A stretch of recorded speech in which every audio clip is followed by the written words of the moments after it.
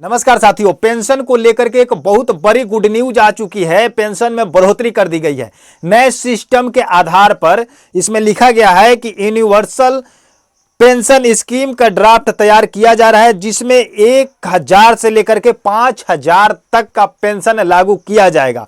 ये कब तक किया जाएगा, इसी डेटा को हम लोग समझने का प्रयास करेंगे। और नया अपडेट आ चुका है, बहुत बेहतरीन अपडेट आ चुका है। चाहे आप वृद्धा पेंशन लेते हैं, चाहे विधवा पेंशन लेते हैं, चाहे दिव्यांग पेंशन लेते हैं, इसमें बताया गया है कि अब 1000 से लेकर के 5000 तक राशि दी जाएगी। वरिष्ठ नागरिक है, 60 वर्ष से अधिक है, तो जल्द से जल्द आप पेंशन योजना से जुड़ जाएं, क्योंकि सरकार अब बहुत बड़ी फैसला लेने जा रही है। चाहे कि राज्य सरकार हो, चाहे केंद्र सरकार हो, दोनों के संगठित योजनाओं के तहत इसको बातचीत समीक्षा के दौरान बताया गया है कि अब पेंशन को बढ़ाया जाए। क्योंकि पेंशन को लेकर के आए दिन किसी भी राज्य को लेकर अगर बात करें तो हर एक दिन, प्रत्येक दिन कुछ ना कुछ अपडेट आती है और जनता में कुछ ना कुछ असंतोषजनक बातें की जाती है और सुनने को मिलती है। क्योंकि वृद्धा पेंशन हो, चाहे विधवा पेंशन हो, दिव्यांग पेंशन हो, बहुत सारे लोगों का पेंशन अभी तक नहीं मिल पाया है। लेकिन अगर विकलांगता की बात करें तो उन लोगों का पेंशन जो 1100 मिलता था, अगर अदर स्टेट में अगर 1000 मिलता था, ये चीज उन लोगों को अभी तक नहीं मिल पाया है। तो 6-6 महीना से विकलांगता का पेंशन नहीं मिल पाया है, तो इसका जिम्मेवार कौन है? क्या वो विकलांग व्यक्ति है या दिव्यांगजन है जिसका हाथ पैर नहीं है?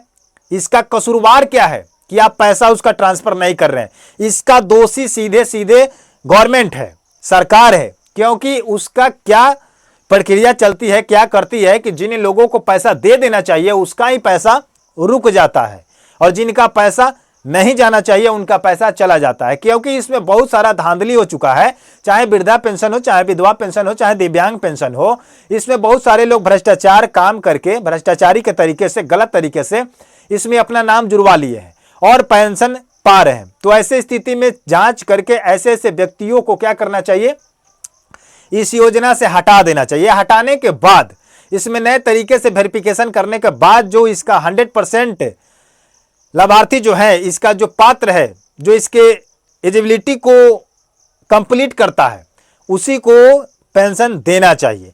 चाहे वृद्धा हो, चाहे विधवा हो, चाहे दिव्यांग हो। बहुत सारे लोग ऐसे वृद्धा पेंशन उठा रहे हैं जिनका एज अभी भी 50-55 के एवरेज में है, लेकिन आधार कार्ड में क्या किए हैं कि अपना एज को बढ़ा करके और पेंशन लाभ ले रहे हैं। विधवा ऐसी महिलाएं हैं जो उसके पति मर चुके हैं और विधवा हो चुकी, लेकिन पहले पति के मृत्यु प्रमाण पत्र लगा करके और क्या कर रही है, पेंशन ले रही है। और बाद में पता चल रहा है कि वो शादी भी कर ली है।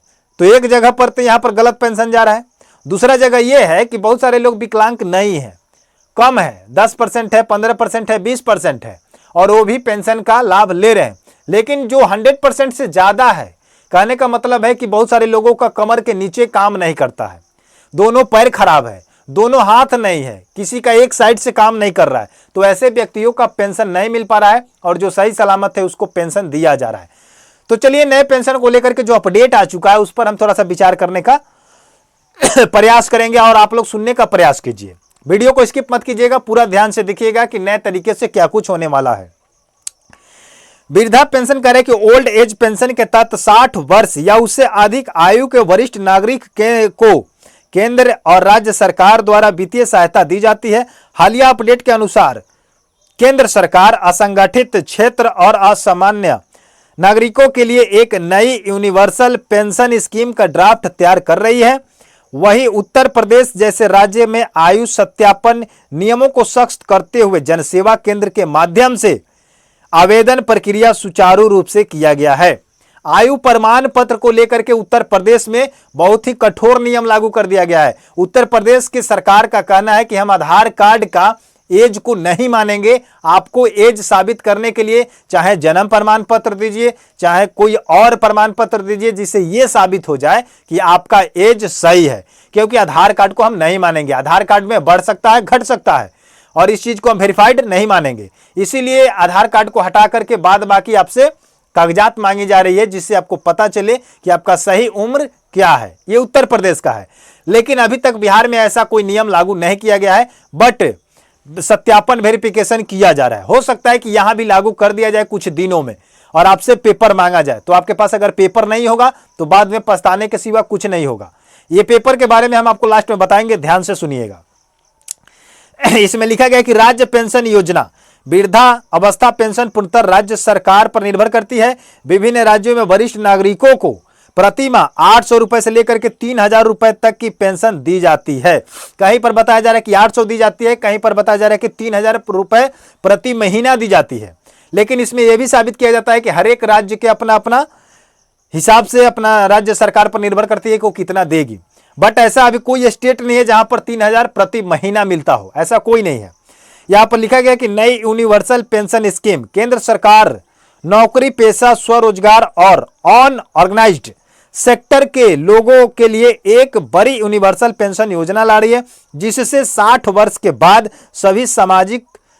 सभी को सामाजिक सुरक्षा मिल सकेगी। एक नया सूची तैयार किया जा रहा है, एक नया ड्राफ्ट बनाया जा रहा है, यूनिवर्सल पेंशन स्कीम बनाई जा रही है, जिससे सभी 60 वर्ष के जो लोग हो जाएंगे उनको सामाजिक सुरक्षा पेंशन मिलने का काम किया जाएगा। इसमें लिखा गया कि अटल पेंशन योजना असंगठित क्षेत्र के मजदूरों के लिए चलाई जा रही है। अटल पेंशन योजना 2030 से लेकर के 31 तक जारी रखने का ऐलान किया गया है, जिसमें न्यूनतम 1000 रुपए से लेकर के 5000 रुपए तक मासिक पेंशन की गारंटी मिलती है। यहां पर बताया गया है कि 1000 से लेकर के 5000 तक मिलेगी। आयु सत्यापन की अगर बात कर लेते हैं तो उत्तर प्रदेश के बलिया जैसे जिलों में वृद्धा पेंशन के लिए आयु सत्यापन में संशोधन किए गए हैं, जिसके तहत आधार कार्ड को आयु प्रमाण पत्र के तौर पर मान्यता नहीं दी जा रही है। आ रही है बात समझ में? यानी कि आधार कार्ड का जो डेटा है उसको नहीं माना जा रहा है और आयु प्रमाण पत्र सत्यापन शुरू कर दिया गया है उत्तर प्रदेश में जो बलिया जिला पड़ता है। समझ गए? हो सकता है कि बिहार में भी इस अपडेट को चालू कर दिया जाए और आपसे बर्थ सर्टिफिकेट मांगा जाए, जन्म प्रमाण पत्र मांगा जाए, या आपके मैट्रिक सर्टिफिकेट मांगा जाए, या किसी भी आप क्लास का सर्टिफिकेट दिखा सकते हैं जिस पर एज आपका सही रूप से लिखा हो, और उसी से आपको ये सेटिस्फाइड किया जाएगा, क्लियर किया जाएगा कि आपका एज कितना है और आप किस कैटेगरी में आते हैं, आपको पेंशन देना चाहिए या नहीं देना चाहिए। तो आप लोग स्पष्टता बताइए कि पेंशन बढ़ना चाहिए और कितना बढ़ना चाहिए। और आप अगर पेपर को लेकर के प्रॉब्लम में है तो पेपर से अगर कोई परेशानी है तो आप कमेंट सेक्शन में हमें जरूर बताइएगा, उस पेपर के बारे में हम आपको बता देंगे। मिलते हैं नए वीडियो के साथ, नई जानकारी के साथ, तब तक के लिए जय हिंद, जय भारत।